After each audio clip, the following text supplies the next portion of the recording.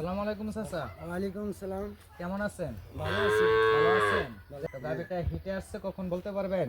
রাত্রে 11টার দিকে 11টার দিক থেকে। হ্যাঁ, থেকে বুঝছেন যে কিভাবে গরুটা হিটে গরুটা আসছে? যখন লড়াচড়ি করছে বা গাছের আছে বা বাসের মাঝে বাড়ি দিছে, তখন আমি উদ্দেশ্য করি আমি উঠতে গেছি। উঠতে গিয়ে যাওয়ার পরে দেখছি গরু মানে একটু তার বাপ ভঙ্গি অন্যরকম। অন্যরকম দেখছি। সকালে বাহির করার সময় বাহির কি করার করছে? সময় মনে করেন আমার গায়ে আমি বাসের গাড়ি রেতাম গেছি, এখন আমার উপরে উঠে গেছি।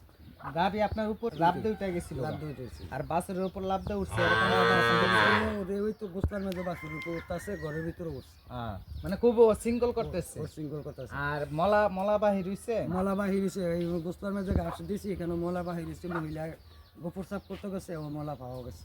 তো দর্শক শুনতে পারছেন চাচার মুখ থেকে যে একটা গাভী হিটে আসার লক্ষণ। তো আসলে যে একটা গাভী হিটে আসার লক্ষণগুলো হলো যে গাভীটা লাফ দিয়ে উঠবে অন্য গাভীর উপরে, মিউকাস আমরা যেটা বাংলা ভাষায় বলি মলা বা পিছলা, এরকম কোনো কিছু লক্ষণ দেখা দেয়। তো এরকম কোনো কিছু লক্ষণ দেখা দিলে ভাববেন যে আপনার গাভীটা হিটে চলে আসছে। আর হিটে চলে আসার একটা গাভীর সিমেন্ট দেওয়ার বা বীজ দেওয়ার সঠিক সময় হলো 12 থেকে 18 ঘন্টার ভিতরে। কিছু কিছু গাভী আছে অতিরিক্ত হিট থাকার কারণে 12 থেকে আমরা 24 ঘন্টাও নিই। কি জাত দিবেন? শাহিওয়াল দিলে ভালোই বই। শাহিওয়াল দিবেন? জি। উনি শাহিওয়ালটা পছন্দ করছে আর আমাদের এলাকার মানুষ প্রায় অধিকাংশ মানুষ শাহিওয়ালটা পছন্দ করে। এর কারণ হলো যে তার শরীরের ভাবভঙ্গিটা খুবই সুন্দর, চমৎকার। তাই এই জন্য সবাই শাহিওয়াল গরুটারে পছন্দ করে আমরা আমাদের এলাকায়। তো আজকে এটারে শাহিওয়াল বাছুর দেওয়ার চেষ্টা করব, সিমেন্ট দেওয়ার চেষ্টা করব।